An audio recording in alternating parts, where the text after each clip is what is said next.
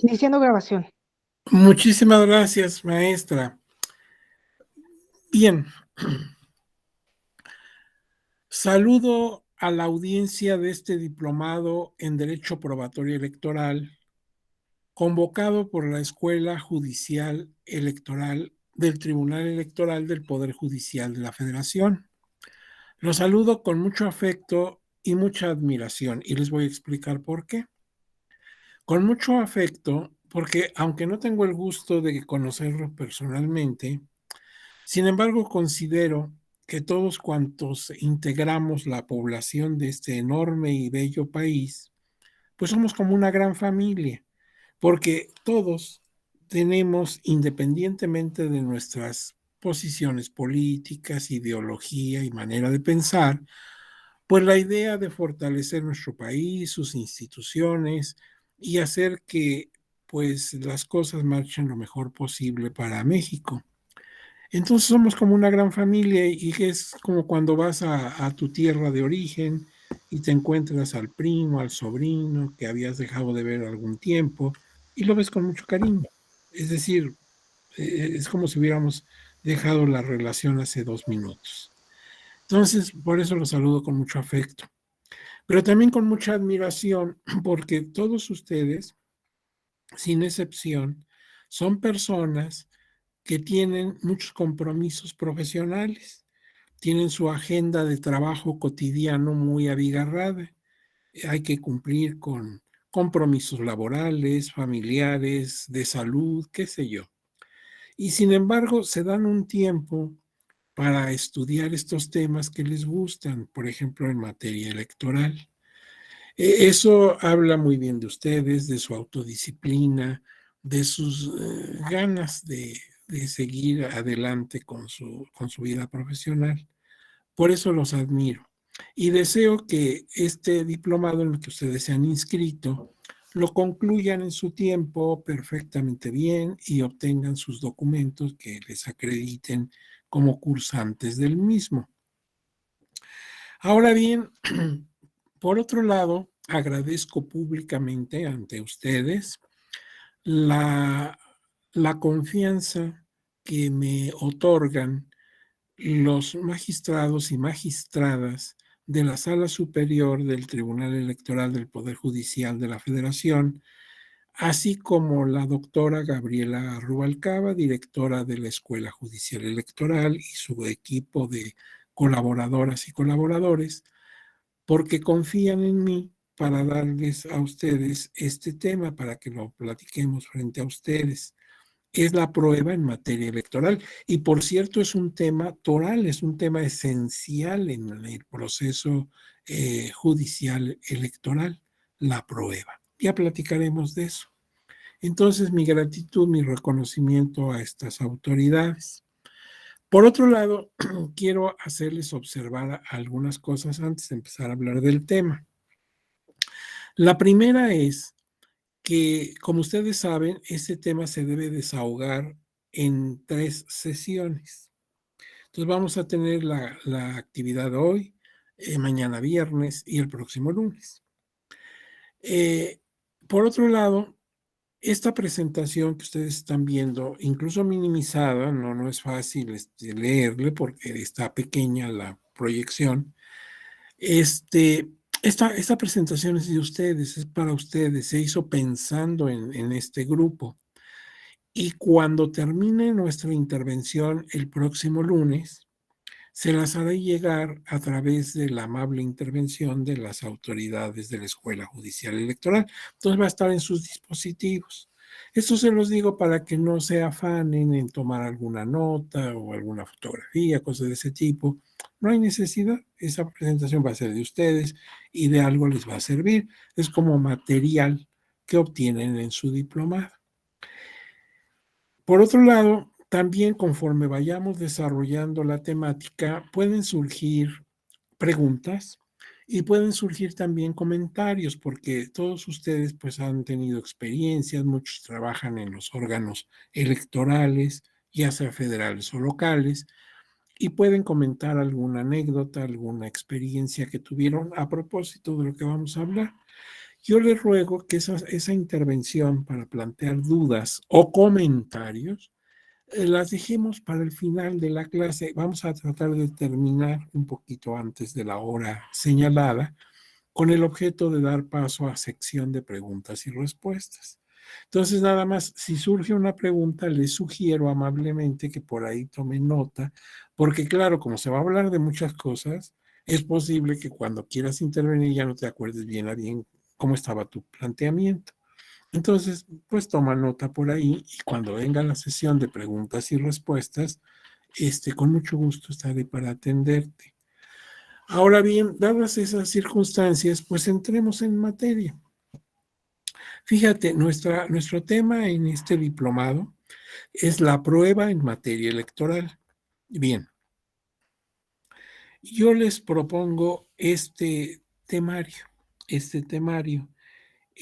un objetivo general, la introducción, para que empecemos a hablar un lenguaje común, sepamos ambientarnos donde estamos, ¿verdad?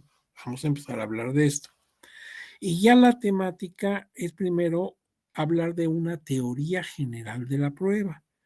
Primero uno se pregunta, bueno, ¿y eso qué es? ¿Y es posible en materia electoral? Bueno, ya platicaremos de esto. El sistema probatorio en materia electoral, ¿qué tipo de sistema tiene México en materia de prueba? Los medios de prueba, ¿cuáles son los que la ley admite? Es decir, no todas las pruebas se pueden presentar, ni para todos los casos impugnativos. Entonces veremos exactamente qué dice la ley sobre las pruebas que se admiten. Las reglas de prueba en materia electoral que deben tomar en cuenta tanto las personas que promueven su impugnación como también las autoridades que conocen y resuelven tales impugnaciones. Por otro lado, hay estas preguntas: ¿qué y cómo se debe probar en materia electoral?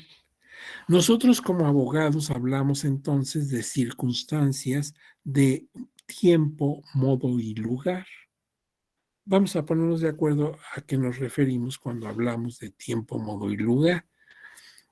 Y luego tenemos esta forma de interpretación que queda a criterio del juzgador, la sana crítica en materia electoral, las presunciones e indicios, qué entendemos, cómo se estructuran, cómo se aplican, qué trascendencia tienen, etcétera. Otro tema es las herramientas para la valoración probatoria. Es decir, es muy importante para el órgano de justicia. ¿Cómo va a valorar las pruebas? ¿Qué valor les va a dar? ¿Y cómo van a pesar estos valores? ¿Cómo van a trascender en su resolución o sentencia? Y por último, si existe control de las decisiones judiciales sobre los hechos. Ya veremos esto cómo se puede llevar a cabo, cómo lo establece la ley y la práctica judicial. Y bueno, luego sacaremos conclusiones de todo lo expuesto. Esas conclusiones son muy subjetivas, son mis conclusiones. A lo mejor, pues ustedes coinciden en todo o en parte, o en nada, ¿sí? Y tienen ustedes sus propias conclusiones. Las conclusiones, pues, son de cada persona que conoce el tema y le parece más destacable una cosa que otra. En fin, estos temas que están aquí del 1 al 8 es la temática o el temario que la escuela judicial diseñó para estas intervenciones. Entonces, cuando me asignó, tú vas a dar la prueba en materia electoral y tienes que ver todos estos puntos. O sea, esa temática no es mía, sino que está asignada como, es decir, en forma directa por la escuela judicial. Entonces, vamos a dar cumplimiento a cada uno de los rubros que nos indica la escuela judicial. El objetivo. Es muy importante plantearnos qué queremos lograr para saber si cumplimos o no ese cometido. El que no sabe a dónde va, pues no sabe si ya llegó, ¿verdad? Entonces, al concluir el estudio de este tema en sus 3 sesiones, o sea que eso lo lograremos hasta el próximo lunes inclusive, las personas cursantes, o sea, ustedes, tendrán una visión general del sistema probatorio en materia electoral, identificando los medios de prueba que son admisibles en el ámbito impugnativo correspondiente. Fíjense que no cualquier prueba la admiten en materia electoral. Vamos a ver cuáles son exactamente las que se pueden ofrecer y en qué casos se pueden ofrecer. Pero también vamos a ver las reglas que imperan respecto al ofrecimiento, admisión, desahogo y valoración de los medios probatorios.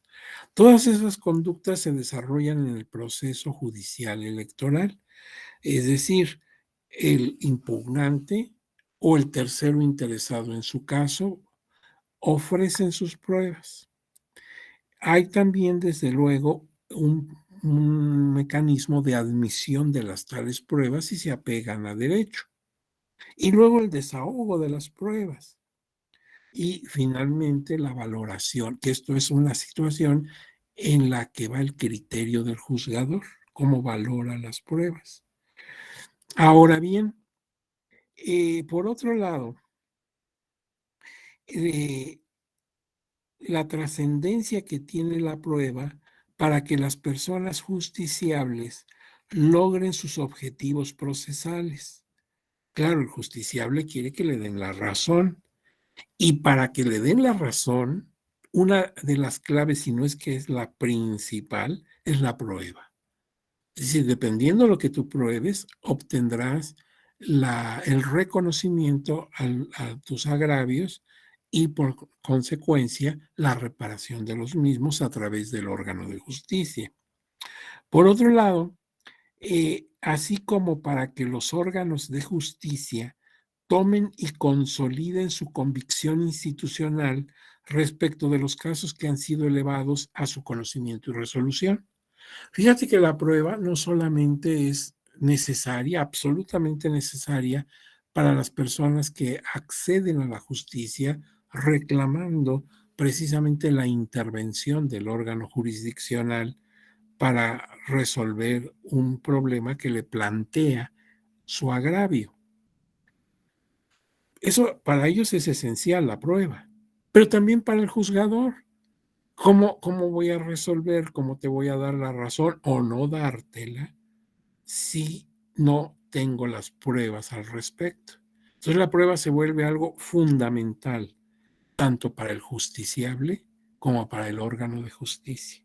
Los dos extremos necesitan la prueba, uno para lograr su objetivo y el otro para impartir justicia. Bueno, esos son los objetivos que queremos lograr después de que se den las 3 sesiones. O sea, que ustedes tengan la información suficiente basándonos en ley, en jurisprudencia, en casos concretos que ha resuelto el tribunal y puedan tener un criterio muy, muy bien fundamentado en torno a todos estos temas respecto a la prueba. Pues empecemos con la introducción. Fíjense que originalmente cada disciplina o especialidad jurídica fue desarrollando las teorías. ¿Qué son las teorías? Es el estudio específico, fundamentado, razonado de los diversos temas que integran a esas disciplinas.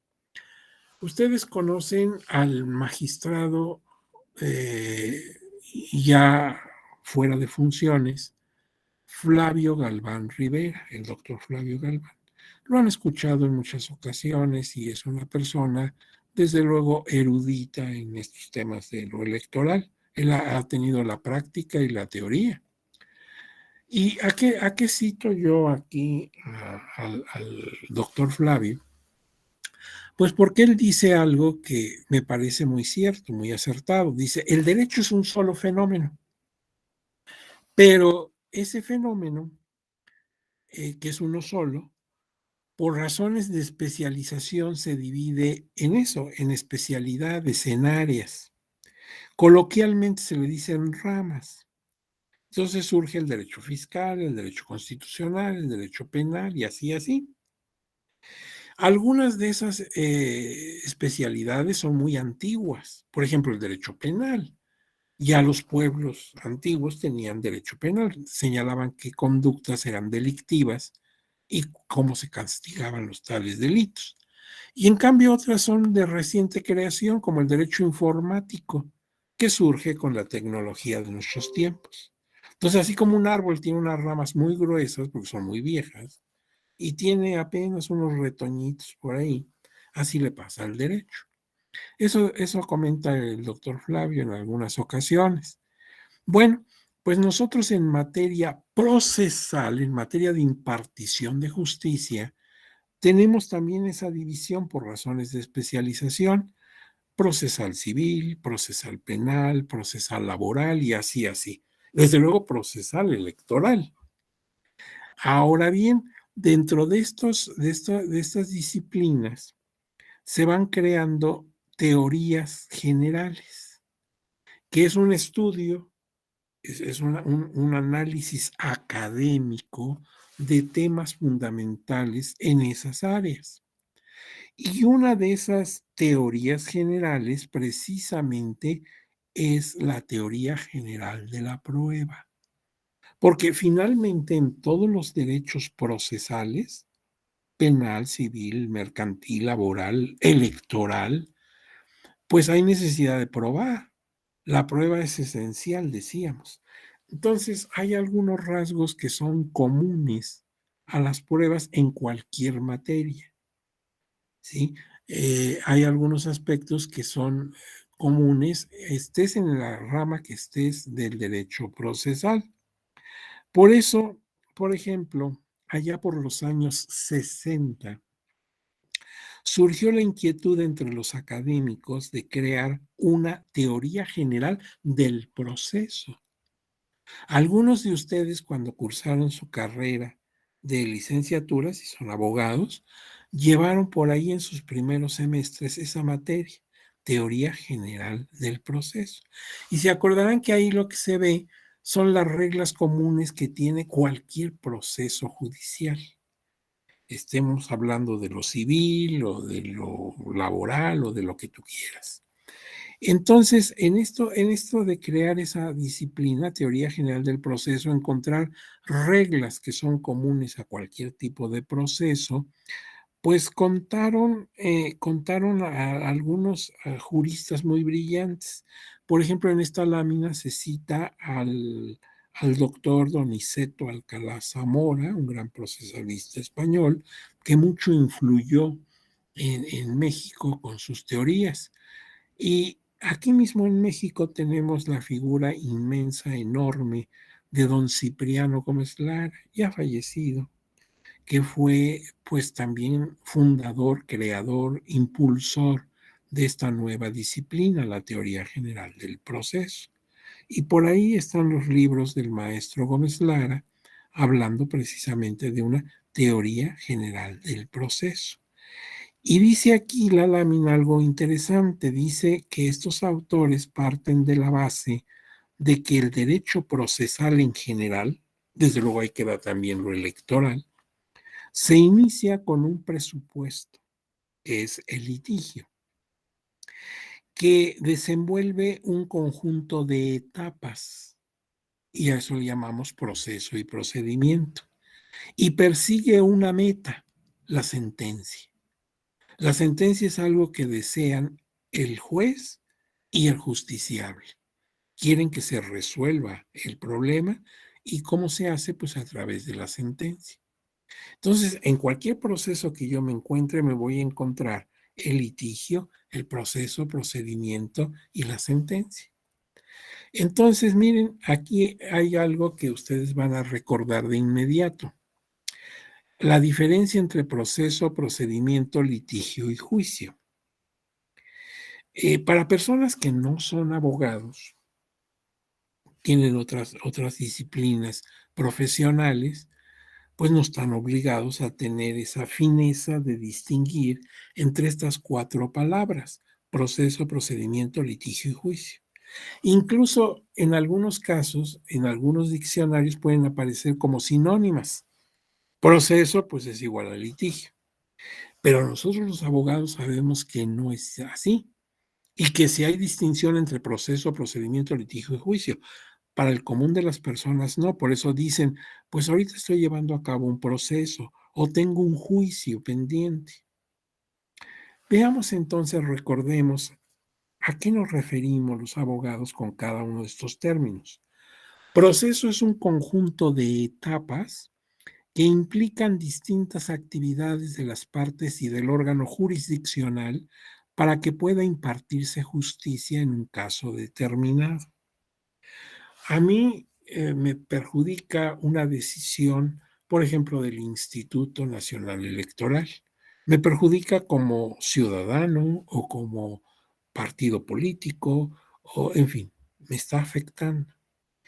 Entonces, yo necesito que alguien con autoridad conozca mi problema y lo resuelva. Desde luego a mi favor, es lo que yo pretendo. Pero para que esto suceda, se tienen que desarrollar varias etapas.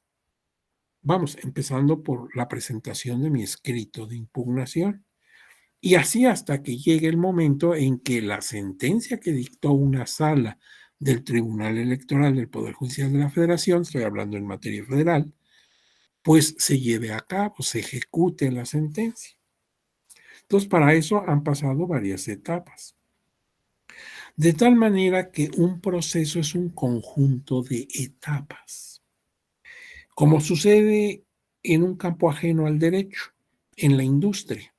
Si yo visito una empresa refresquera y me hacen favor de enseñarme todos los departamentos y secciones de la empresa, pues la primera entran las frutas, ¿sí? En otra las están cortando, rebanando, limpiando, y así voy por todos los departamentos hasta que al final ya sale el jugo, ¿verdad? O el refresco ya embotellado, ya para empaque. Incluso después de mi visita me obsequian uno para que disfrute su producto. Bueno, entonces fueron varias etapas, varias etapas industriales para llegar de la fruta a lo embotellado. Pues así pasa en la justicia.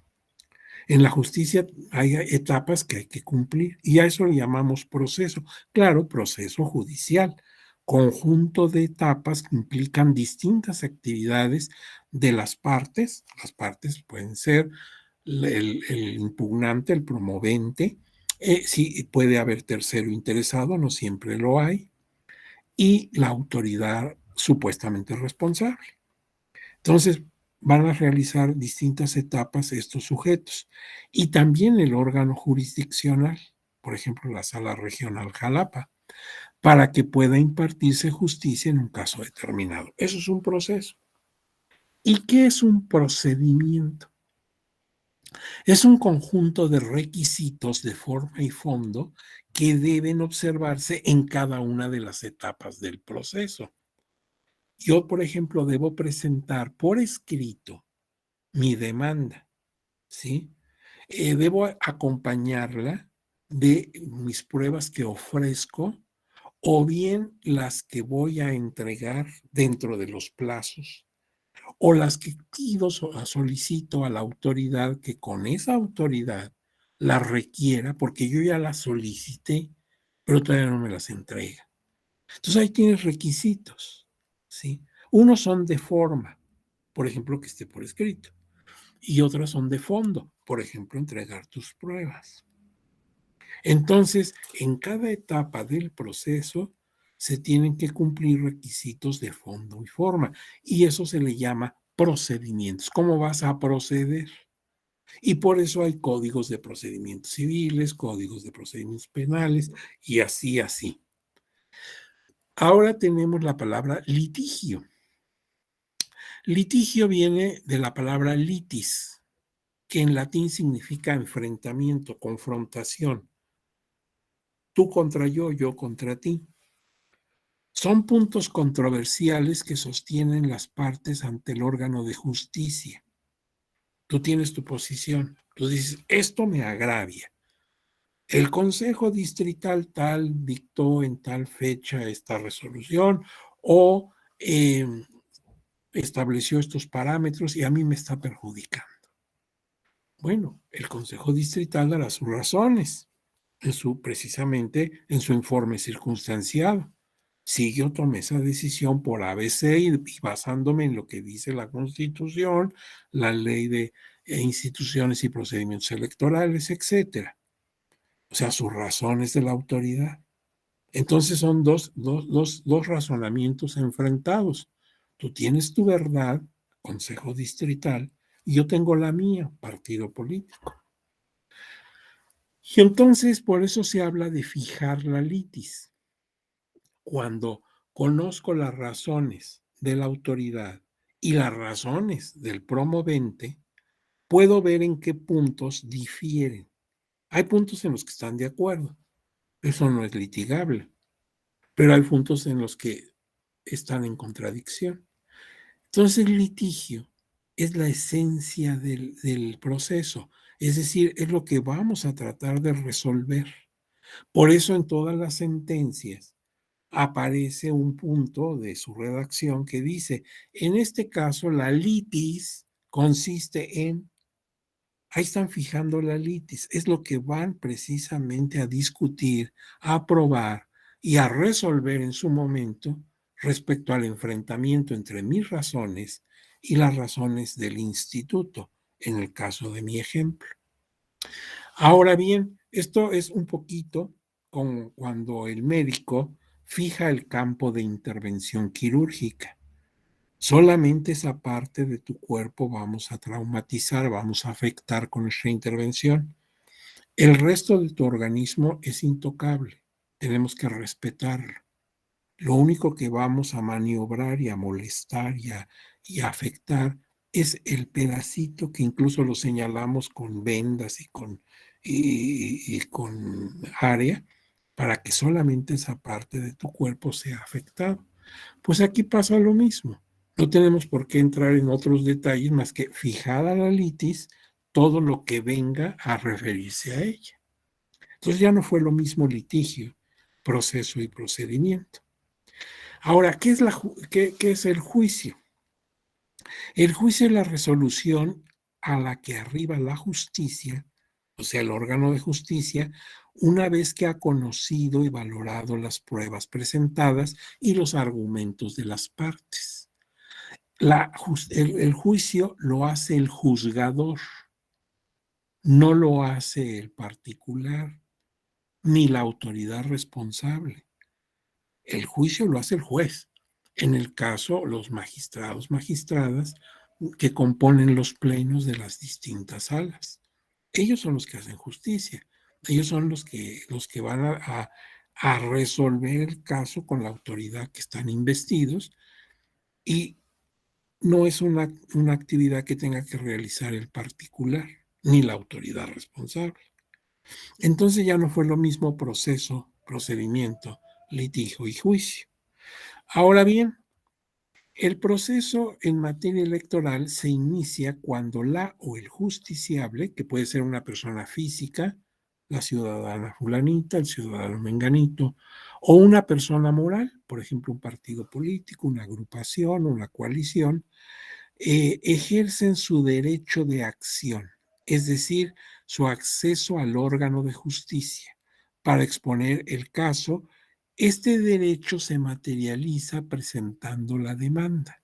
Mi derecho como ciudadano es el acceso a la justicia, que me permitan elevar a la sala correspondiente mi agravio y mis puntos de vista. Pero ¿cómo se materializa ese derecho? Pues en un documento que es la demanda del medio impugnativo.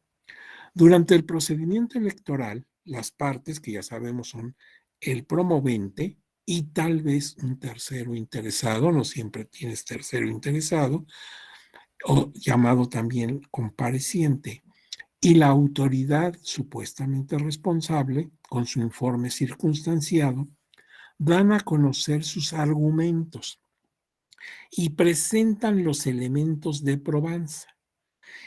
Es entonces cuando se puede fijar la litis, o sea, los puntos controversiales entre mi versión, la versión del tercero interesado, si es que lo hay, y la versión de la autoridad responsable.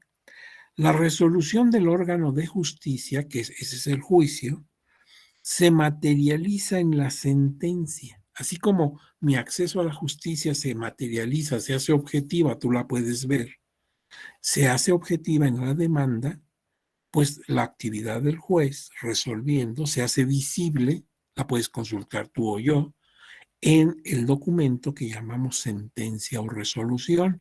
Una vez que ha sido probado por las, es decir, que ha sido aprobado por las autoridades de los integrantes de dicho órgano.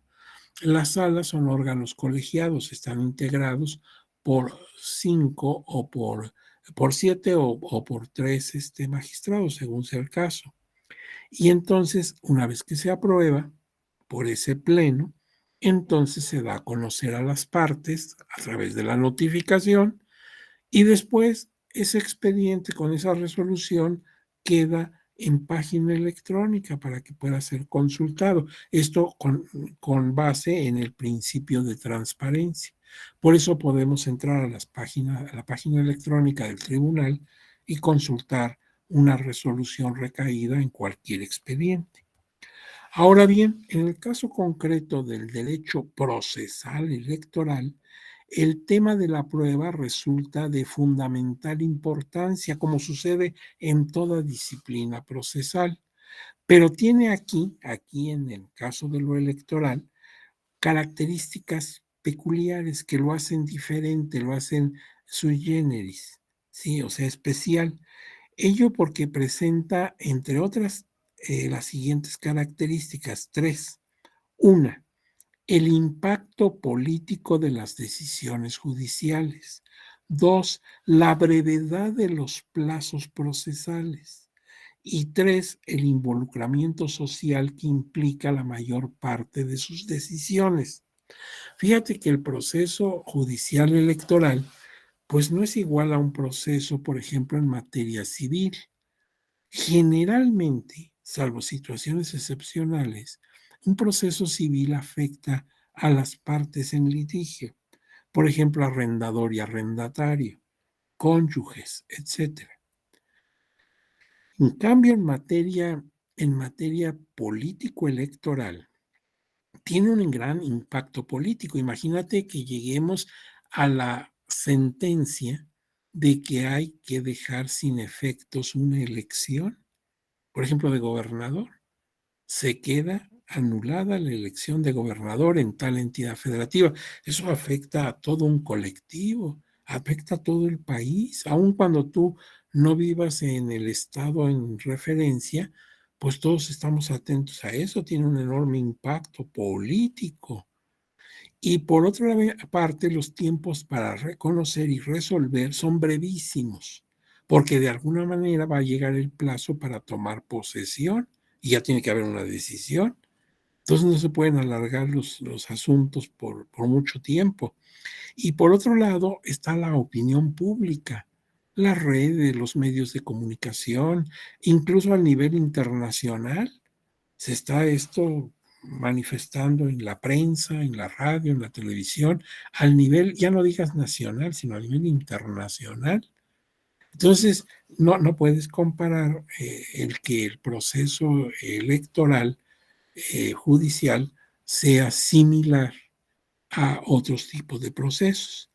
Aquí hay una nota muy importante, porque en materia electoral ustedes saben que la palabra proceso electoral la puedo entender como el conjunto, acuérdate que proceso siempre es un conjunto de etapas, es el conjunto de etapas que hay que desarrollar para que la ciudadanía pueda hacer efectivo su derecho de votar y ser votado.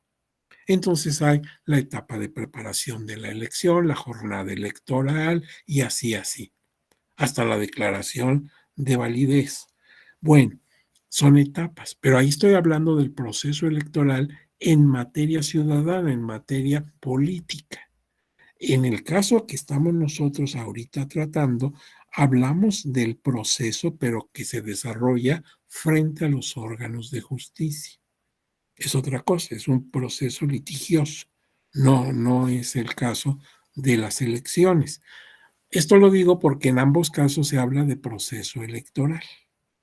Ahora bien, veamos todavía dentro de esta introducción algunas frases y algunos criterios que han mencionado ilustres procesalistas en torno a la prueba judicial. Miren, por ejemplo, aquí tenemos una frase de Francesco Carneluti. Todos sabemos que fue un procesalista muy brillante, Francesco Carneluti. ¿Él qué dice sobre la prueba? Pues tiene una frase que dice, el juez, esta frase es muy romántica, diría yo, muy poética, pero bueno, pues es el punto de Carneluti. Dice, el juez está en medio de un minúsculo cerco de luces, fuera del cual todo es tinieblas. Atrás de él, el enigma del pasado y delante el enigma del futuro. Este minúsculo cerco es la prueba. Es muy gráfico y además muy poético. El juez está aquí solito y rodeado, por ejemplo, de un grupo de luces o veladoras o como te lo quieras imaginar. Esas son las pruebas. Pasado a las pruebas hacia atrás es lo desconocido, porque el juez no estuvo presente. El juez no vio los hechos, no le consta, no es testigo de ellos. Entonces, pues no sabe lo que pasó realmente. Tiene tu versión y la versión de la autoridad, pero son sus versiones. Otro problema es que tengan aciertos sus versiones. Y frente a él está lo desconocido. Él tiene que resolver y no sabe cómo lo va a hacer. Lo único que tiene para iluminarse en medio de esa oscuridad, dice Francesco Carneluti, son las pruebas. Pues está muy poético el asunto, pero quise compartirlo con ustedes. Ahora bien, tenemos también el criterio de un tratadista argentino, don Luis Vicente Varela, que dice, sin la prueba, el orden jurídico sucumbiría a la ley del más fuerte, dado que no sería posible la solución de un conflicto de manera racional. Imagínense que no tuviéramos pruebas, pues ahí sí, que gane el más fuerte. No precisamente fuerte en músculos, ¿verdad? En fuerza física, sino el que tuviera más poder, porque pues no habría una forma racional para mostrar que tú tienes razón o que tú la tienes. Sería la barbarie. Bueno, y por ejemplo, un famosísimo tratadista colombiano, Hernando Davis Echendía, que se cita mucho en México, tiene mucha influencia en los medios procesales.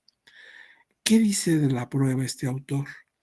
Dice, la noción de prueba está presente en todas las manifestaciones de la vida humana.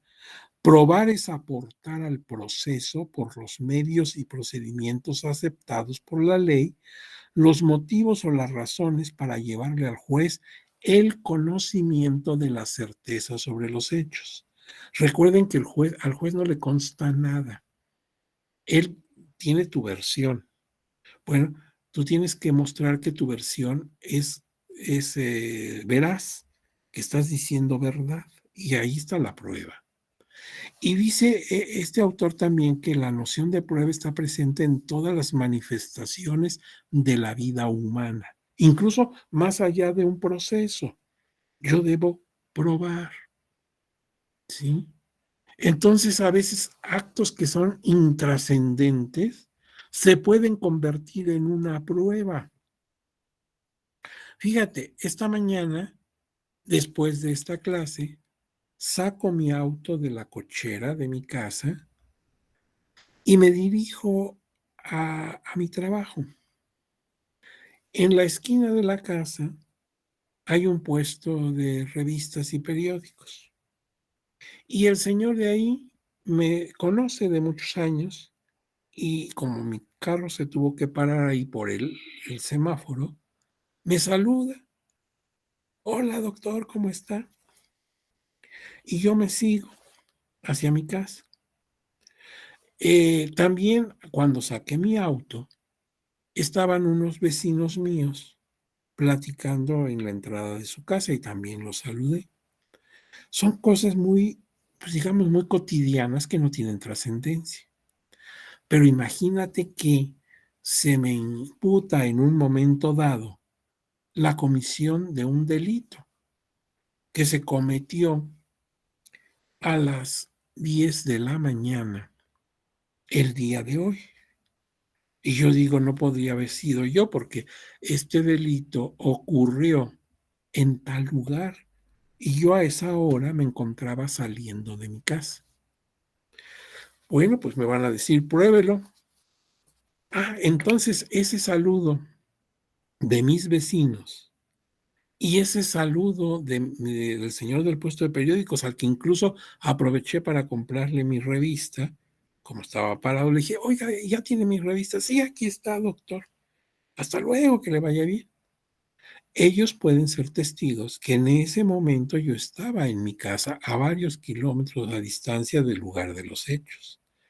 Fíjate, eran dos aspectos meramente casuales que no tienen ninguna trascendencia y ahora para mí es muy importante que mis vecinos y el señor del puesto de periódicos atestiguen de que me vieron, de que les consta que tuve trato con ellos en la hora en que se imputan los hechos. Bueno, pues todo esto dice el señor Davis Echendía. Y luego tenemos aquí una frase popular que dice, tanto vale no tener derecho como no poderlo probar. Y eso hace referencia a que lo que no se puede probar judicialmente no tiene trascendencia procesal. Lo que tú no tengas pruebas no va a trascender. Y la gente podrá decir, pero así ocurrió. Y el creyente va a decir, Dios lo vio.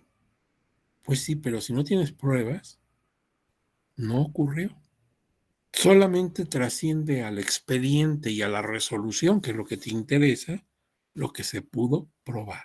Si no hay pruebas, es como si no existiera. Por eso la prueba se vuelve algo inmenso, algo muy grande, algo fundamental. Bueno, hemos querido dar esas frases.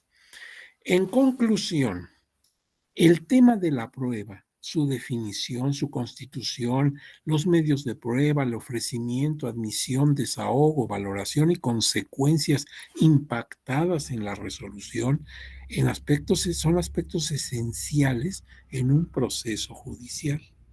Como vimos, si no hay pruebas, no existe tu verdad. Y si no existieran las pruebas, pues existiría entonces la barbarie, que se imponga el más fuerte, el más audaz, el más discutidor. Para el caso del derecho procesal electoral, se requiere tomar en cuenta varios parámetros específicos propios de esta especialidad, y esto es precisamente la esencia de la temática que tratan estas 3 sesiones del diplomado que ahora se desarrolla por la Escuela Judicial Electoral del Tribunal Electoral. Entonces, de esto vamos a tratar, de la prueba, ese es nuestro tema. Bueno, pues hablemos de teoría general de la prueba. Y entonces aquí resulta que vamos a citar a otro profesor investigador de la Escuela Judicial Electoral, que a lo mejor también ustedes conocen, al doctor René Casoluengo Méndez. Seguramente lo han escuchado en algunas conferencias, en algunas participaciones. Bueno, pues el doctor Casoluengo, tomando precisamente a Davis Echendía como modelo, nos señala en estas láminas que son de su autoría lo siguiente. Dice, ¿existe una teoría general de la prueba? ¿Es posible estructurar una teoría general de la prueba? O sea, formar un estudio académico, sistemático, metodológico sobre la prueba en cualquier especialidad, en lo laboral, en lo civil, en lo electoral.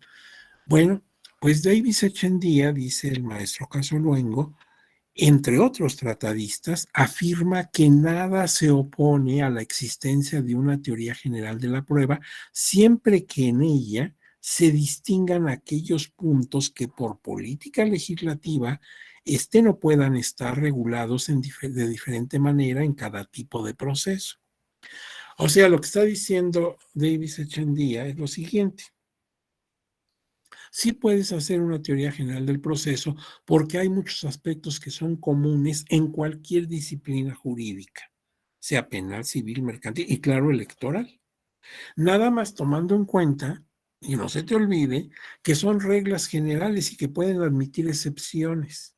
No te vayas con la finta, ya conozco todo sobre la prueba y la puedo aplicar en cualquier tipo de derecho. No, vamos a ver si en lo electoral hay reglas de excepción. Eso no lo pierdas de vista. Con esa alerta, con esa advertencia, sí puedes tener una teoría general de la prueba. Y en materia electoral sí hay excepciones. Precisamente a lo largo de estas pláticas de hoy, mañana y el lunes, pues veremos qué excepciones tenemos frente a una teoría general de la prueba. Ahora bien, lo anterior significa entonces, siguiendo a este autor, que los conceptos y los principios relativos a la prueba resultan aplicables a todo tipo de procedimiento o recurso, nada más que cuidándose de ver si no hay una excepción en materia electoral. Y si las hay. Y tú lo vas a ver, no en la clase de hoy, pero sí en la de mañana.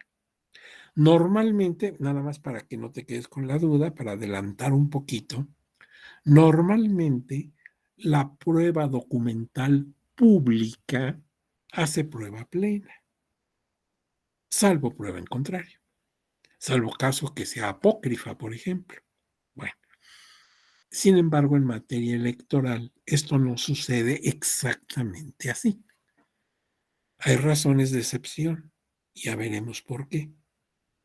Pero entonces esa regla de que la documental pública hace prueba plena, salvo que sea apócrifa o sea falsa, pues en materia electoral tiene sus limitaciones. Entonces por eso, pues bien dice Echendía, dice, bueno, sí puedes tener una teoría general a prueba, pero no se te olvide que en cada especialidad puede haber excepciones.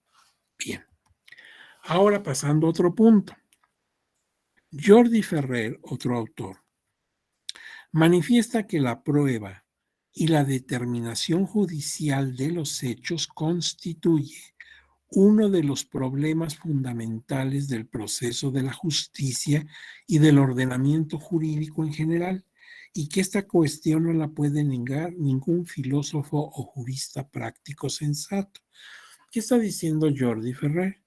Que la prueba, como hemos dicho desde el principio de esta charla, es algo esencial. No es un aspecto colateral, intrascendente, casual, no. La prueba se vuelve el elemento esencial en todo tipo de proceso, tanto para las partes en litigio como para el juzgador, para poder fundamentar y motivar y fundamentar debidamente su resolución. Ahora, para otro autor, para González Laguier, la palabra prueba, la palabra prueba eh, pues es muy ambiguo. Es decir, él dice, mira, con la palabra prueba se puede señalar varias cosas, tiene varias acepciones. Eh, por ejemplo, la prueba la podemos entender como la actividad de probar, ¿sí? Voy a probar, o sea, voy a entregar pruebas. Entonces aquí la palabra prueba o pruebas, pues se vuelve en realidad actividad de probar. También podrías decir prueba como los medios de prueba. Aquí tengo la prueba. Es un documento oficial, es una acta de apertura de casilla. Aquí está. Está emitida por la autoridad, que era la mesa directiva de casilla ese día, los ciudadanos y ciudadanas que la integraron. Y aquí está diciendo el acta, que a tales horas, en tal lugar, es un documento público. Es la prueba. Bueno. También se le puede señalar como prueba al resultado arrojado por los medios de prueba, los hechos probatorios del caso. Aquí queda demostrado con esta prueba tal y cual situación. Entonces, fíjate que la prueba puede usarse en muchos sentidos y es correcto. Es decir, en los tres casos que están aquí señalados, está bien utilizada la palabra prueba. Y todavía González Layer nos da un significado más, una acepción más. dice la prueba como razonamiento. Es decir, un razonamiento que hace mentalmente tanto el promovente, la autoridad y desde luego en su momento el juez. Dice, si tengo este documento, entonces queda demostrado esto. Aquí lo está razonando, lo está pensando, lo está reflexionando, está llegando a conclusiones.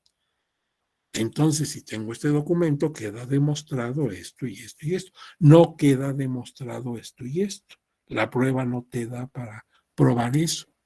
Bueno, ese es el razonamiento. O sea, Regier nos da otra acepción y entonces ya serían 4 acepciones de la palabra prueba. O sea que es una palabra que se acomoda a muchas conductas. Ahora bien, concepto y objeto de la prueba. Gascón Abelán, otro autor, sostiene que la prueba, ¿qué es la prueba? Porque sería terrible que hubiéramos llevado 3 sesiones sobre prueba en materia judicial electoral y no tengamos un concepto de prueba. Bueno, pues según este autor, la prueba es un instrumento de conocimiento. Queremos conocer algo que no nos consta. ¿Y cómo podemos lograr la convicción de que eso ocurrió, así como se dice? Pues a través de la prueba. La prueba entonces se vuelve un instrumento de conocimiento que tiene como finalidad conocer o averiguar la verdad sobre hechos controvertidos. Pero advierte el autor que al mismo tiempo es una fuente de un conocimiento que solo es probable. Aunque tú me presentes una prueba, todavía falta ver si la tal prueba, primero, es eficiente, porque se puede tratar de una prueba que no tiene fundamento. Por ejemplo, es un documento, pero es un documento falso.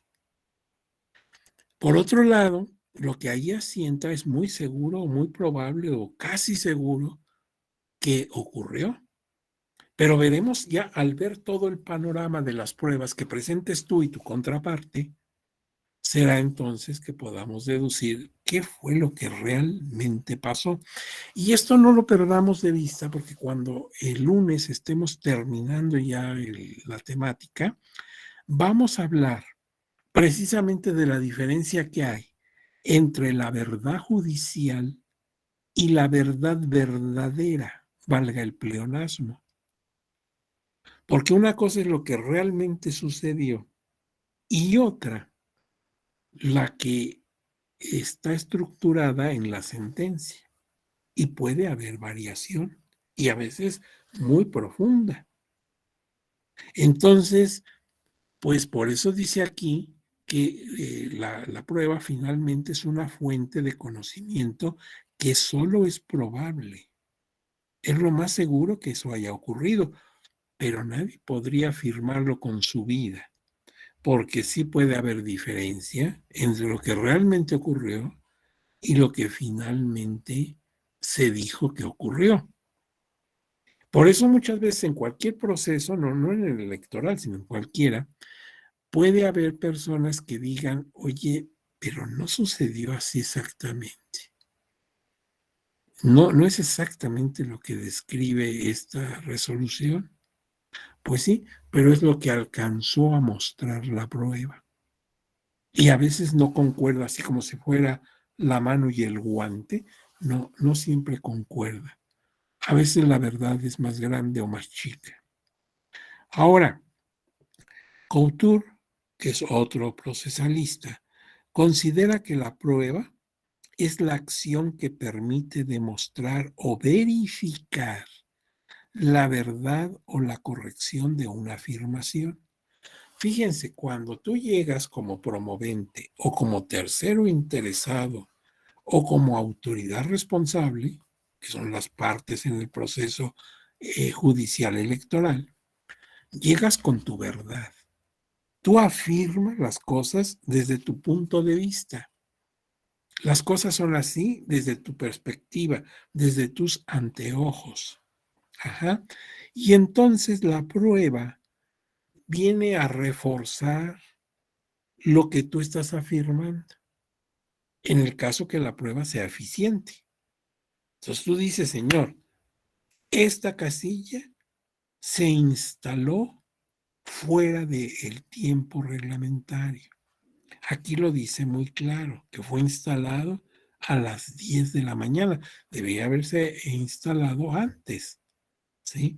Y aquí el acta llenada por las autoridades de mesa directiva de casilla y firmada por ellos y por representantes de partidos, están diciendo que se instaló a las 10:04 de la mañana.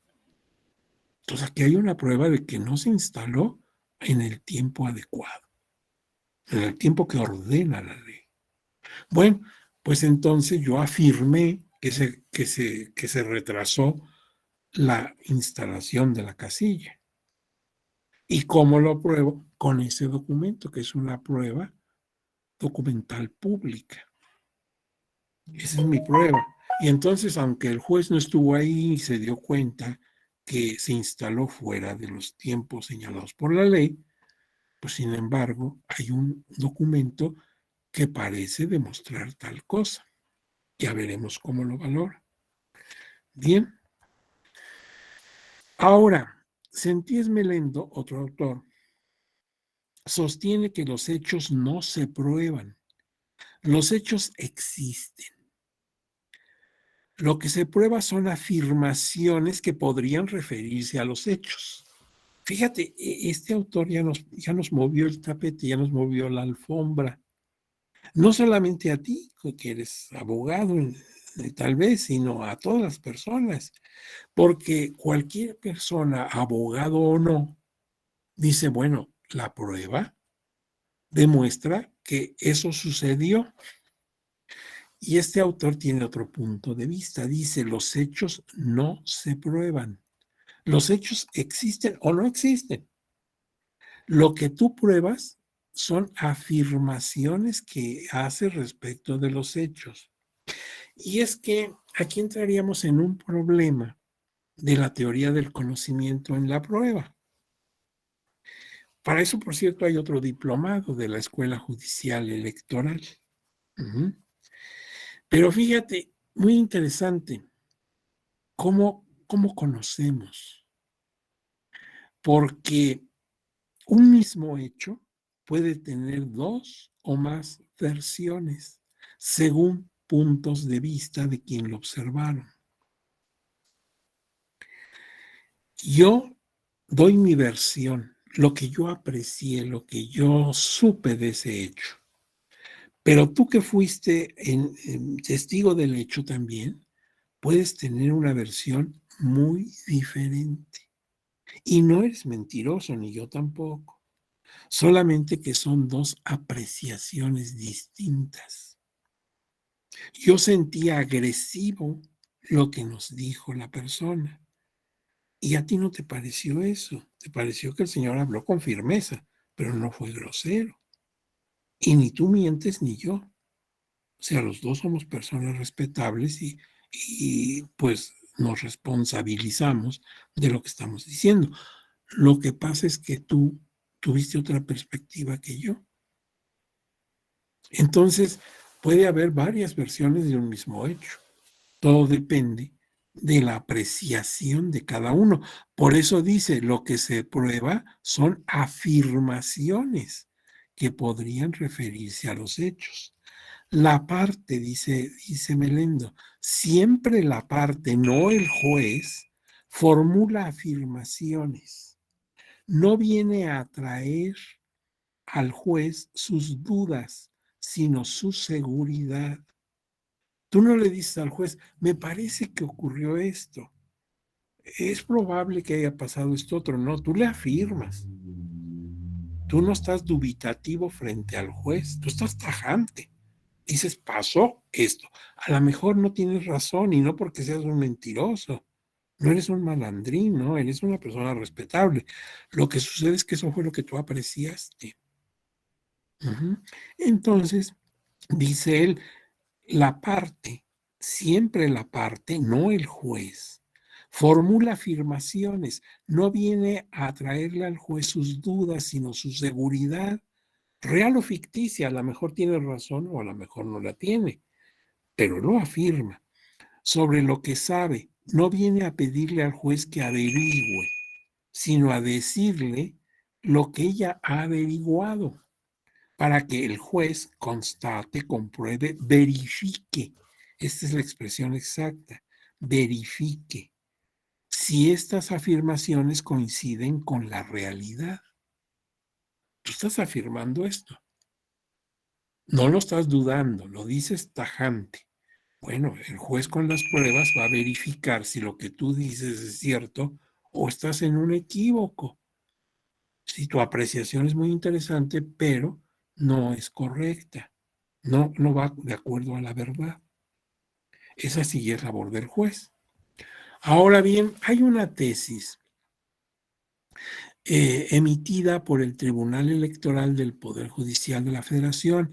Es la tesis 37 del año 2004, que está relacionada con lo que estamos diciendo. Dice, pruebas indirectas son idóneas para acreditar actividades ilícitas realizadas por los partidos políticos. Por ejemplo, una publicación periodística, ya lo veremos en la clase de mañana. Pero en la parte que me interesa, por lo que estamos hablando, de qué es lo que se prueba, dice esta tesis. Ahora bien, los hechos no se pueden traer tal como acontecieron, al tratarse de acontecimientos agotados en el tiempo. Y lo que se presenta al proceso son enunciados en los cuales se refiere que un hecho sucedió de determinada manera. Y la manera de llegar a la demostración de la verdad de los enunciados es a través de la prueba, que puede ser cualquier hecho o cosa, siempre y cuando a partir de este hecho o cosa se puedan obtener conclusiones válidas acerca de la hipótesis principal. Esto dice el Tribunal Electoral del Poder Judicial de la Federación en esta tesis, en la parte que me interesa destacar. Es decir, los hechos ya ocurrieron y ya no podemos retrocederlos, no tenemos la magia de una máquina del tiempo que nos haga regresar. Entonces lo que traemos son las versiones de lo que ocurrió. Y eso está relacionado con la hipótesis principal que aduce la persona que está probando. Si con esto demuestro tal cosa. Otro problema es que lo logre demostrar o no. Entonces, parece que cuando se dice que los hechos no se prueban, sino que se prueban son las afirmaciones de los hechos, pues esa afirmación que parecía tan extravagante, pues sí tiene sentido. Miren, ¿se acuerdan? Decía Sentís Melendo, los hechos no se prueban, los hechos existen, lo que se prueba son afirmaciones. Tú los apreciaste así. A lo mejor yo que también estaba presente, los aprecié de otra manera. Por eso no pruebas los hechos, pruebas tu afirmación respecto de ellos. Y es lo que está en concreto señalándose en la parte que he resaltado de esta tesis, la tesis 37 del año 2004. Ahora bien, Tarufo, que es otro autor, estima que la prueba es el medio que permite construir los razonamientos que justifican las conclusiones a las que llega el juzgador, por lo que se refiere a los hechos que constituyen la materia de controversia. Aquí Tarufo está viendo ya no a los promoventes, ya no a la autoridad responsable en el caso de lo electoral, sino está viendo al juez. El juez también, decíamos, necesita la prueba. Así como es muy importante para el promovente, para el justiciable, pues también lo es para el juez. ¿Cómo va a formular su resolución si no tiene pruebas? Como resultado probatorio, agrega este autor, la prueba hace referencia a las consecuencias positivas de este razonamiento. La verdad judicial de los hechos para Tarufo significa que las hipótesis sobre los hechos se apoyan en razones basadas en los medios de prueba que fueron ofrecidos y admitidos en el proceso. Entonces, el promovente tiene su prueba y tiene la hipótesis sobre lo que pasó. ¿En qué consiste su hipótesis? En afirmar que eso es incorrecto, que es un acto de arbitrariedad, en fin. La autoridad tiene las suyas, dice que no, que el hecho que se está mostrando está fundamentado en ley, en jurisprudencia, en ordenamientos jurídicos. Bueno, son dos afirmaciones diferentes. Por eso ahí está la litis, o sea, los puntos controversiales. Y por eso fue necesario previamente distinguir entre proceso, procedimiento, litigio y juicio. Y vamos a ver las pruebas que logran demostrar a favor o en contra de lo que afirma la autoridad y lo que afirman los agraviados y el tercero interesado, si es que lo hay. Ahora vamos a ver otros conceptos. Ya vimos qué es la prueba y para qué sirve la prueba. Y le sirve tanto al juzgador como a las partes interesadas. Pero ahora vamos a distinguir fuente de la prueba. ¿A qué le llamo la fuente de la prueba? La fuente de la prueba existe con anterioridad a un proceso y en consecuencia es independiente a él. ¿Ah, cree? ¿Y cómo? Sí, cuando se llenó el acta de instalación de casilla, que es en mi ejemplo, nadie pensaba en un proceso, sino que era parte del trabajo que tiene que realizar la mesa directiva de la casilla. Tiene el formato y nada más va llenando los espacios diciendo que siendo las tantas horas del día tal, en tal casilla, básica, contigua, lo que sea, instalada en la calle fulanita, número menganito, de la alcaldía tal de la Ciudad de México, y que estando presentes A, B, C, D y F, y va llenando los huecos. Cuando se hace esto, las personas que lo llenan no están pensando, esto se puede ir un día a un litigio ante el tribunal. Ellos tienen que llenar, es parte de su actividad, de sus funciones. Por eso dice, eso es una fuente. Así como nos dice el doctor Eduardo García Maínez, un autor que tú escuchaste al entrar a la facultad con su introducción al estudio del derecho, él dice, las fuentes del derecho es una palabra, es un término, pues muy significativo, así como de la fuente brota el agua, de las fuentes del derecho sale el derecho. Bueno, pues entonces la fuente de la prueba es exacta, exacta en mi ejemplo de instalación de casilla. Y esta se dio con anterioridad al proceso. Eso se dio el día de la jornada electoral. Y hasta muchos días después vino la impugnación. En consecuencia, ese documento es independiente del proceso. No se hizo pensando que algún día va a haber un proceso.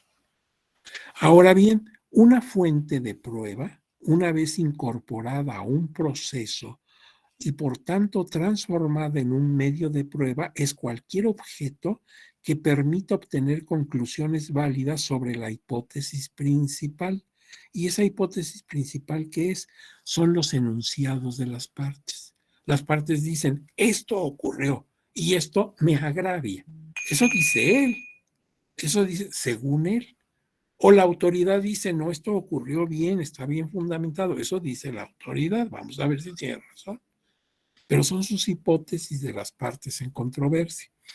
Y entonces, una fuente de prueba, cuando la metemos al expediente, cuando ya forma parte de la probanza, deja de ser fuente y se convierte en medio de prueba. Esa misma acta, que era la fuente y que era independiente de un litigio electoral, porque nadie pensaba en él siquiera cuando se llenó, pues ahora que ya se ofreció, se admitió y se incorporó al expediente, forma ya parte del expediente, en ese momento se vuelve un medio de prueba. El mismo documento. En mi ejemplo, el acta de instalación de casilla. Entonces hay que distinguir entre fuente y medio de prueba. ¿Y cómo lo vamos a distinguir? En el momento en que se esté utilizando. Cuando se elabora el acta, es una fuente de prueba. Cuando se incorpora al expediente, ya se vuelve un medio de prueba. Ahora bien, la carga de la prueba es otro asunto. ¿Quién debe probar? Y aquí nos señala lo siguiente. Las cargas procesales no constituyen obligaciones, sino facultades para quienes intervienen en procesos jurisdiccionales, especialmente para las partes, de poder realizar ciertos actos en el procedimiento en interés propio y cuando no lo hacen, no cabe la posibilidad de exigir su cumplimiento, sino que la abstención únicamente hace perder los efectos útiles que el acto omitido pudo producir. Por tanto, genera la posibilidad de una consecuencia gravosa en el caso de que el objeto de la actuación omitida no quede satisfecha por otros medios legales en el expediente. Fíjate, probar es una facultad, es un derecho que tiene la persona que acude o accede a la justicia, a los justiciables. Si no prueba, no se le puede obligar a que pruebe. Nada más que ahí el no haber presentado pruebas va en su contra, porque de acuerdo con la jurisprudencia del tribunal, por ejemplo, se establece que en caso de que no se cuente con pruebas, se deberá estar a lo que obre en autos, o sea, lo que esté en el expediente. Y pueden estar documentos que beneficien, que fortalezcan la hipótesis o lo dicho respecto de los acontecimientos por el que omitió pruebas, pero puede que no. Entonces es, francamente, disculpa lo coloquial, pero es como darse un balazo en el zapato. O sea, solito te perjudicas. Si no entregas pruebas, pues el problema te lo haces tú. No te van a exigir que las entregues, pero pues ya perdiste la oportunidad de tener probanza. En principio la norma dice se desecha. La jurisprudencia dice, bueno, se actúa conforme a lo que haya en autos. O sea, no se te desecha, pero ya no tienes oportunidad de probar. Y eso es perder tú mismo una oportunidad que tenías para mostrar la verdad de lo que afirmas. Así que el mal te lo haces tú, no se lo haces pues ni a la justicia ni a las contrapartes. Ahora bien, otro problema, acuérdate que estamos viendo una teoría general de la prueba en cualquier tipo de proceso y desde luego tratamos de aterrizarlo, por decirlo de una manera, en el campo de lo electoral. Otro problema es el sistema de valoración de la prueba. También muy importante, ¿qué valor le vamos a dar a las pruebas? Y hay de pruebas a pruebas. No es lo mismo que traigas un recorte periodístico, no es lo mismo que traigas una grabación, un video, que traigas una documental pública, una documental privada, un testimonio. Pues son distintas pruebas, ya las veremos, y cada una tiene una valoración diferente. Bien, entonces hay otro autor, en este caso mexicano, muy conocido, don José Ovalle Favela. A lo mejor tú conoces su libro clásico en licenciatura, a lo mejor has escuchado al doctor Ovalle Favela en conferencias o en clases. Bueno, nos dice don José Ovalle Favela que hay que identificar y describir los siguientes sistemas de valoración. Hay sistemas para valorar. En concreto, dice Ovalle Favela, hay tres. El sistema legal o tasado. Ahí no le permite al juzgador pues su propio criterio. La ley dice, esto me lo valoras como prueba plena, esto me lo valoras con prueba restringida que tiene que adminicularse, o sea, compararse, confrontarse con otras pruebas. Eso lo dice la ley y tú ya no puedes más que cumplir con lo que dice la ley. O sea, es un sistema rígido donde al juzgador le ponen una camisa de fuerza. Así tiene que interpretar y se acabó. Hay en cambio otro sistema que es la contraparte, es el sentido opuesto, donde el sistema tiene libre apreciación. El juzgador tiene un campo amplísimo para tener su criterio, para valorar las pruebas. Y aquí, por ejemplo, lo orientan o de alguna manera son los parámetros para que se pueda hacer esa valoración por parte del juez, son las reglas de la lógica, las reglas de la sana crítica y las máximas de la experiencia. Ahorita vamos a ver de qué se trata cada una de estas cosas. Ustedes seguramente ya tienen mucha idea de esto, porque muchos de ustedes pues, son abogados y saben muy bien por dónde se camina con estas disposiciones, con estos parámetros. Pero lo vamos a recordar sobre todo para aquellas personas que no necesariamente son abogados. Y claro, hay una tercera opción, el sistema mixto, donde se puede tener, por un lado, reglas fijas para ciertas pruebas y otras donde sí vale el criterio del juez. Vamos a ver después nuestro sistema electoral, procesal electoral, en cuál de estas opciones queda. Pero aquí Ovalle Favela nos dice, recuerda, en materia de valoración de pruebas hay tres opciones. O se fija por la ley, tú no tienes más que seguir el texto de la ley para valorar las pruebas, ese es el sistema legal o tasado. O se deja, como en el derecho anglosajón, pues francamente mucha libertad a los jueces para que ellos valoren la prueba. Nada más les ponen ciertos límites, como esto de las reglas de la lógica, las reglas de la sana crítica y las máximas de la experiencia. Y pues el sistema mixto, donde algunas pruebas son legalmente valoradas y tú no las puedes cambiar, y otras en las que tú tienes un amplio criterio para resolver la valoración de la prueba. Bien, veamos entonces en qué consisten esos tres parámetros para valorar la prueba.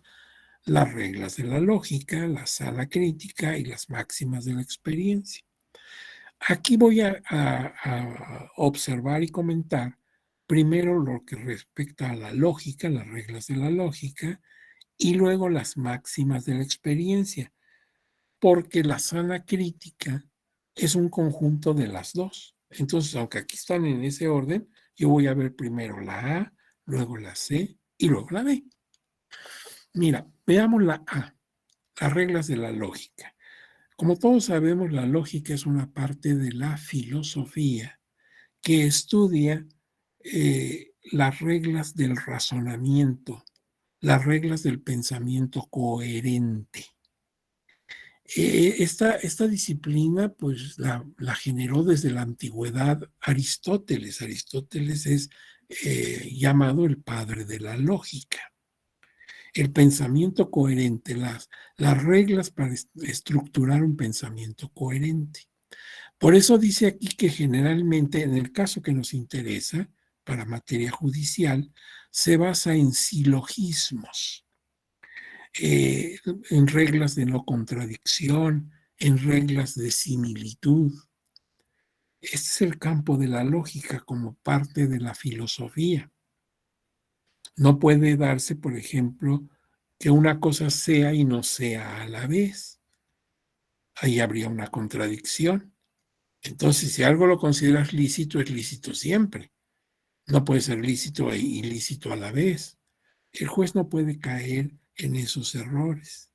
El silogismo, ¿te acuerdas que hay inductivos y deductivos? Dada una verdad general, aterrizamos hacia una verdad particular. O al revés, de una verdad particular más otra, se llega a una verdad general. Bueno, pues las reglas de la lógica son las que debe tomar en cuenta el juzgador cuando le están permitiendo que él valore la prueba con su criterio, con la capacidad que tiene como juez, como magistrado. Ahora bien, ¿Y qué son las máximas de la experiencia? La enseñanza que nos ha dejado la observación de otros casos similares en una conclusión empírica. Es una conclusión empírica. O sea, tú como magistrada, pues has resuelto un caso, dos casos, muchísimos casos. Y eso te va dando una gran experiencia. Este caso se parece a otro que resolviste, que era muy similar, y que puede caber la misma resolución. Dadas las mismas causas, pues se debe producir el mismo efecto. Pero eso te lo da tu experiencia como juzgador. Entonces, por un lado tienes la lógica, que es una disciplina filosófica con reglas muy específicas, como el caso de los silogismos, de las reglas de no contradicción, las reglas de similitud, etc. Por otro lado está tu experiencia como juzgador. Y ahora, ¿qué es la sana crítica?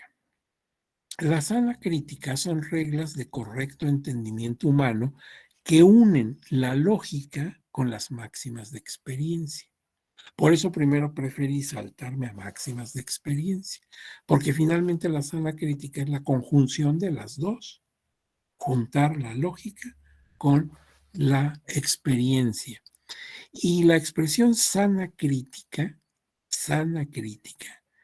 es de origen civil español del siglo XIX. Fueron los juristas, los procesalistas españoles del siglo XIX, los que acuñaron ese término y lo divulgaron. Ahora bien, también se le llama prudente apreciación o libre convicción. ¿Por qué tiene el juez esa libre convicción? Primero, porque se basa en lógica. Y segundo, por toda la experiencia que ha acumulado como titular de un órgano de justicia. Ahora bien, aparte de estos tres parámetros que limitan la intervención del juez para valorar las pruebas, tenemos esta otra que ha aparecido de último momento realmente, la apariencia del buen derecho. En muchas resoluciones, tú vas a ver que se hace alusión a que de acuerdo a la apariencia del buen derecho. ¿Pero eso qué es? Bueno, es un presupuesto que condiciona la admisibilidad de la suspensión del acto reclamado. Esto lo puedes ver, si te interesa el tema, en una resolución de contradicción de tesis emitida por la Suprema Corte de Justicia de la Nación, la 3 del año 95. Se utiliza para determinar medidas cautelares. La medida cautelar, como tú sabes, consiste en evitar que se produzca más daño aparente de lo que está produciendo algo. Evitar que lo que está agraviando siga agraviando, pero todavía no se resuelve el fondo del asunto.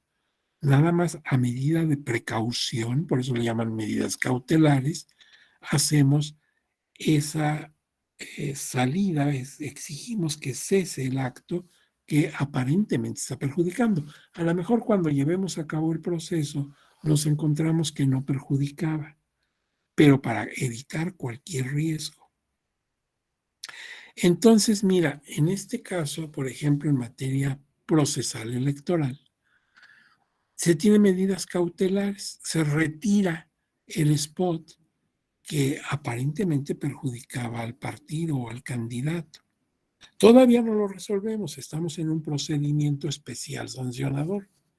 Vamos a ver si a la postre se ve que sí perjudica o no, pero por lo pronto retíralo, porque si está causando daño, pues más daño va a causar si sigue pasando el spot en radio o televisión. Entonces ahí es donde aparece la apariencia del buen derecho. Parece que sí está causando daño y por si lo causa o no, aplicamos medida cautelar. Ya veremos a la postre que se resuelve en ese procedimiento especial sancionador, que puede caminar mucho, hasta incluso el procedimiento que conocemos como revisión del proceso especial sancionador y que es de competencia exclusiva de la Sala Superior del Tribunal Electoral. Entonces tiene todavía que caminar mucho, pero por lo pronto quitemos el spot de circulación para que no cause mayor perjuicio, si es que lo está causando. Y ahí se habla de la apariencia del buen derecho. Esto pues nos puede causar ruido porque no existe un mal derecho, ¿sí? El derecho, como decían los romanos desde su época, tiene la capacidad de eh, fomentar o promover la bonitas del derecho. Bonitas, así, porque está en latín. Entonces, ¿qué significa bonitas del derecho? La bondad en el derecho. El derecho siempre nos debe inducir a lo bueno. Sería terrible que el derecho nos impulsara a hacer cosas negativas. Entonces, pues siempre el derecho tiene que ser bueno por naturaleza. Entonces, ¿por qué le llamas apariencia del buen derecho cuando no existe un mal derecho?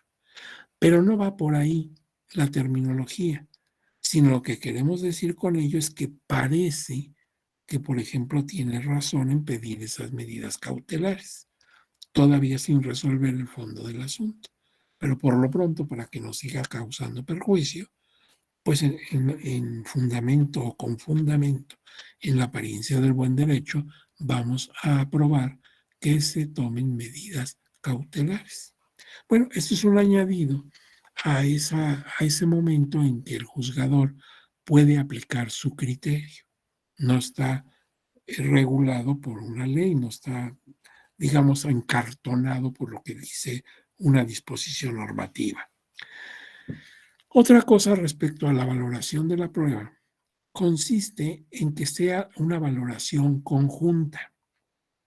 Dice aquí que consiste en que la irregularidad grave esté plenamente acreditada y se obtiene con la valoración conjunta de las pruebas según consta en el expediente sobre la base de las reglas de la lógica, la sana crítica y la experiencia, por las que el órgano de decisión llega a la convicción de que efectivamente ocurrió la irregularidad grave sin que medie duda alguna sobre la existencia y circunstancias de los hechos controvertidos objetos de la prueba.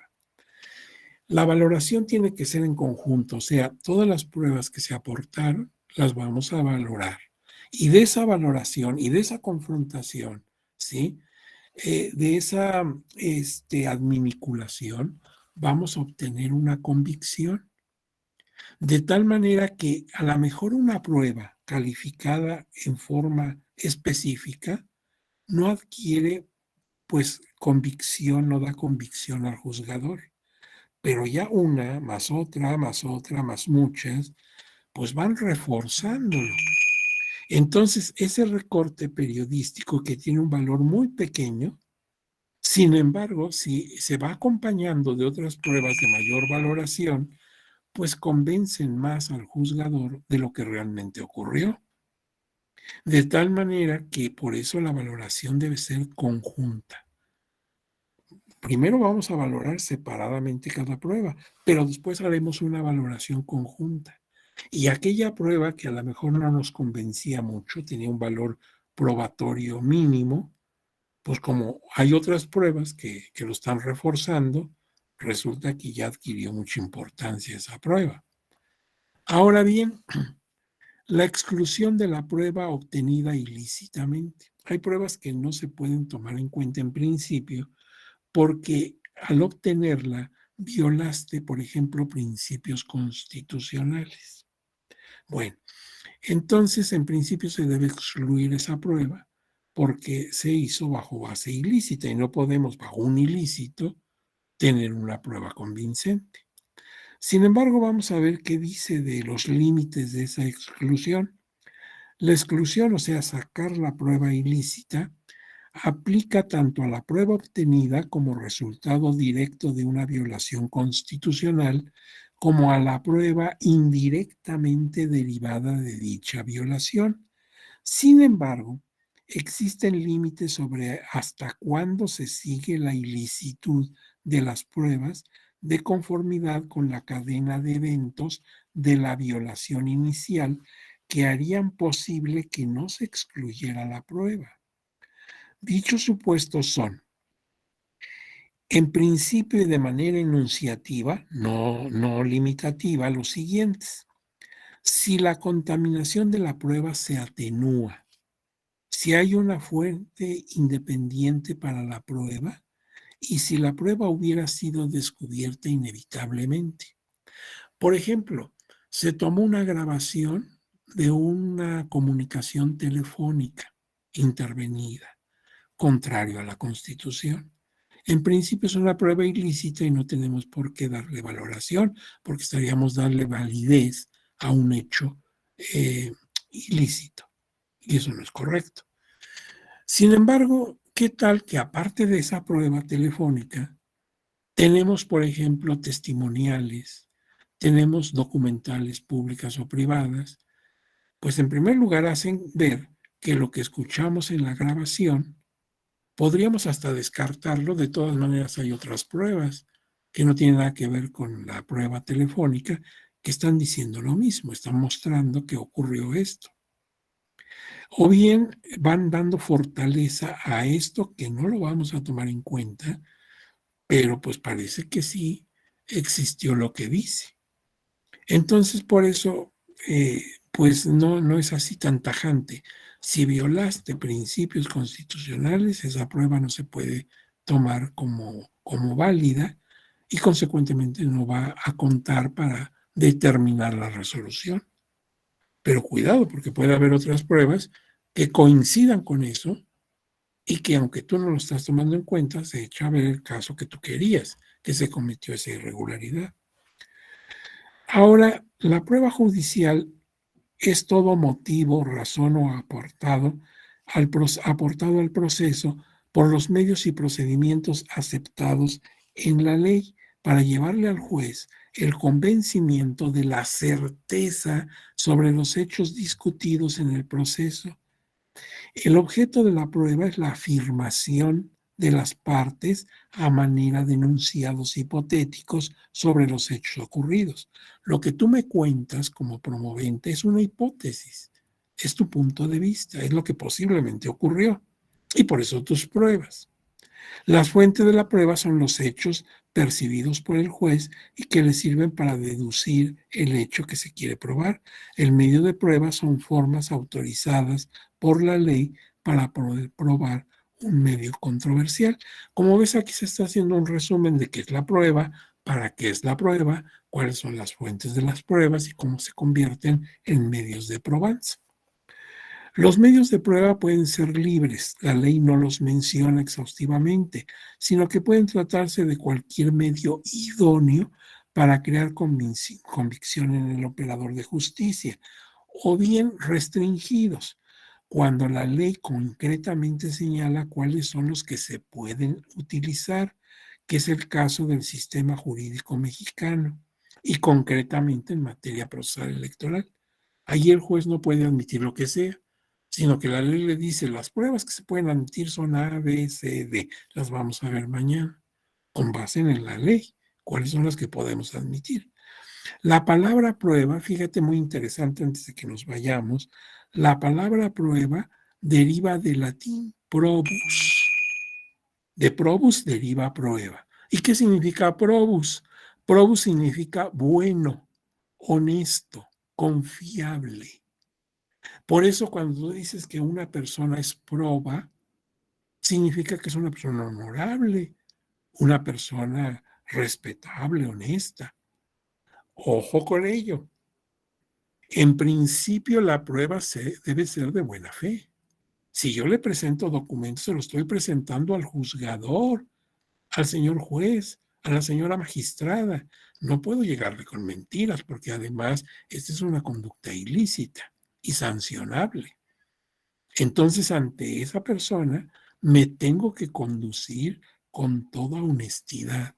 Si te estoy presentando esas pruebas, es que las tales pruebas en principio son ciertas. Otra cosa es que sirvan para confirmar o no confirmar lo que yo planteo como hipótesis de lo ocurrido.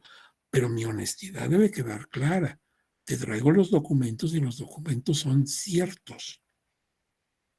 Actuar de otra manera sería desvirtuar y además arriesgarme a ser sancionado severamente por presentar pruebas falsas, por dar testimonios falsos, por afirmar cosas falsas frente a un órgano de justicia.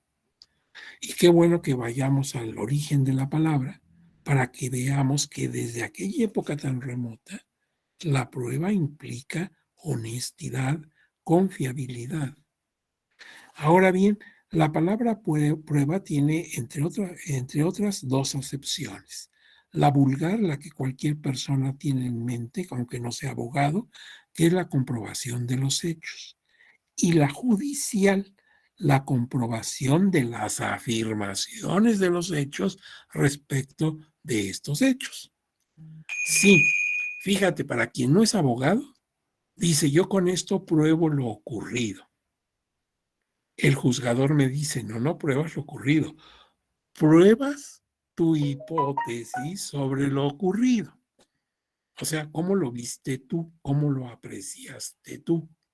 Y un mismo hecho puede ser apreciado de distinta manera por ti o por mí. Por eso hay que hacer esta aclaración que no es menor. No es lo mismo que pruebes lo que ocurrió a que pruebes lo que tú afirmas que ocurrió. Parece mentira, pero sí hay una diferencia muy grande entre lo que sí ocurrió y lo que tú viste que ocurrió. Bien, y esto no lo digo yo, lo dicen estos autores, Carneluti y Rocco, que son procesalistas. Bien, pues aquí viene una parte que nos podría entretener mucho, que es la historia de las pruebas judiciales. A través de los tiempos, la manera como se tratan las pruebas judiciales ha cambiado. Tenemos una etapa primitiva, lo primero que hubo en la humanidad, estamos hablando de la antigüedad. La prueba fue encontrándose de manera empírica, o sea, sobre la práctica. Por ejemplo, la forma de probar la honestidad de los teutlis. ¿Quiénes eran esos? Eran los jueces aztecas. Al juez azteca le decían teutli. Y a los aztecas les preocupaba mucho que el teutli pudiera ser una persona que no fuera confiable. Entonces hacían lo siguiente, mandaban una persona a sobornar al juez en un caso determinado. Si el juez caía en la trampa, entonces inmediatamente lo aprendían y lo sancionaban, dependiendo la gravedad del asunto. Lo primero que hacían era demolerle su casa, tumbarle su casa. Después quemarle el cabello. Ellos usaban su cabello largo y era una gran afrenta que te quemaran el cabello y quedaras con el cabello todo echado a perder. Pero además los podían destituir y hasta pena de muerte si era el caso. Pero fíjate, ¿cómo inventaron esto los aztecas? Pues fue la ocurrencia, la casualidad la que iba formando la prueba. No habían evolucionado tanto como para tener un sistema probatorio específico, sino para cada caso se aplicaban pruebas. Un poco como lo que le pasó a Salomón cuando llegan dos mujeres peleándose la paternidad de una criatura. Y Salomón dice, pues partan a la criatura y cada quien llévese una mitad. Y una persona dice, no, no, no, prefiero perder a mi hijo que lo maten. Y entonces se dijo, pues ahí está demostrado que esa señora es la mamá. A lo mejor no lo era, sino a lo mejor fue la persona que se espantó tan que sí gritó y la verdadera madre se quedó tan espantada que no pudo ni hablar. Es que matar a un niño así es una cosa horrible. Yo sin ser la mamá también hubiera dicho, no, no, no lo maten, ¿cómo creen? Entonces, ese tipo de pruebas, pues son empíricas, ¿verdad? Son ocurrencias, son chispazos que les da a los creadores de la prueba. Después ya se avanzó y, por ejemplo, entramos en la etapa filosófica basada en la lógica. Esto sucedió en Grecia y Roma. Por ejemplo, al requerir que para la prueba testimonial fueran mínimo 2 testigos, porque así pueden deponer sus testimonios sin que esté uno presente el otro. Entonces yo escucho el testimonio de uno, luego escucho el testimonio de otro. Si coinciden en lo esencial, hacen prueba plena, aunque varíen en los detalles que no tengan importancia. Pero si nada más hay un testigo, pues lo que diga tenemos que creerle. Entonces tiene lógica. Debemos tener mínimo 2. Si tenemos 10, qué bueno, pero mínimo 2. Esto ya está basado en la lógica. Y luego pasamos en la Edad Media a la etapa religiosa. ¿Se acuerdan aquellas pruebas de Ordalia que se ponían en los juicios de Dios? Tú dices que eres inocente. Bueno, traigan un hierro calentado al blanco. Pon tus manos en palmas y te ponemos el fierro. Te vamos a dar una quemada salvaje, vas a aullar. Pero vamos a dejar que pasen 3 días y vemos tus manos. Si ya están cicatrizando, eres inocente, está claro. Y si estás todavía en vivos, todavía te sale líquido, eres culpable, ahí está clarísimo. Y tú dices, pero no, porque lo dejamos a Dios, a que Dios determine, ¿verdad? Si tú dices que sí, yo digo que no, ponemos una hoguera, luego un mecate, tú jalas de un lado y yo jalo del otro.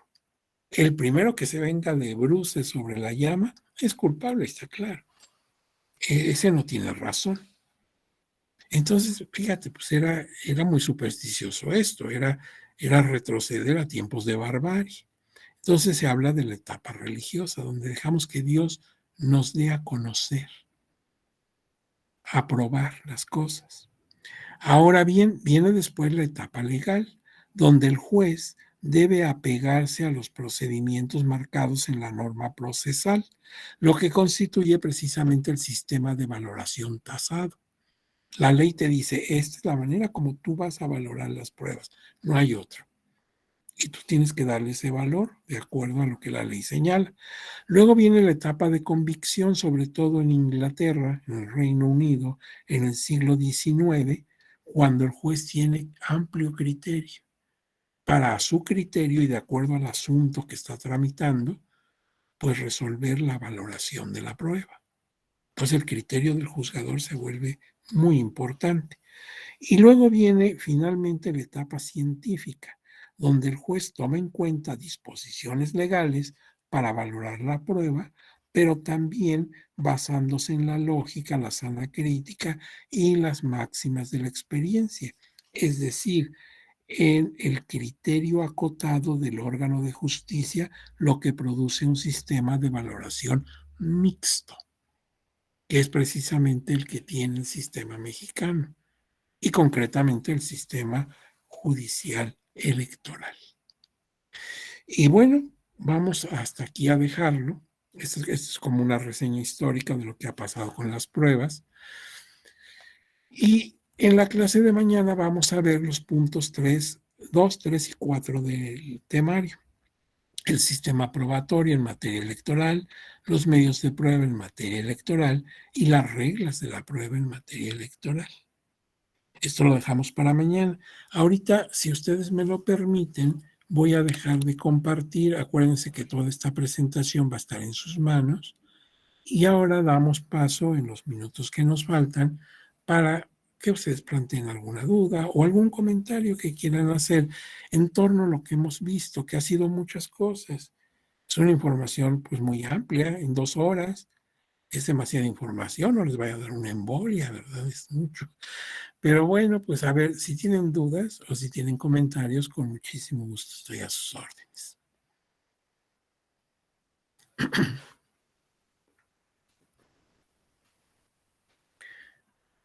Bien, bueno, pues si tenemos todavía 11 minutos. Si no hay dudas o comentarios, lo que podemos hacer, pues es por ahora dar por terminada esta sesión. De todas maneras, si ahorita no tienes la duda, pero ya cuando yo haya salido de pantalla, dices, ¡ay, qué barbaridad! ¿Cómo no le pregunto? No te preocupes, mañana lo puedes plantear. No hay eh, caducidad, ¿verdad? Entonces, pues me da mucho gusto haber estado con ustedes. Y claro, le pregunto a la maestra Evelyn, que es una persona muy linda, muy amable, siempre nos ha apoyado tanto, yo estoy muy agradecido con ella. Desde acá la mando un abrazo muy fuerte. Maestra Evelyn, pues usted dice si nos podemos retirar o hay que permanecer religiosamente hasta la hora. No, claro que sí, doctor. Podemos concluir la sesión si ya no hay ninguna otra pregunta, si usted ya terminó su material para el día de hoy. Bueno, pues entonces desde aquí mando un abrazo muy fuerte a usted y a todas las personas que forman esta audiencia y mañana tempranito.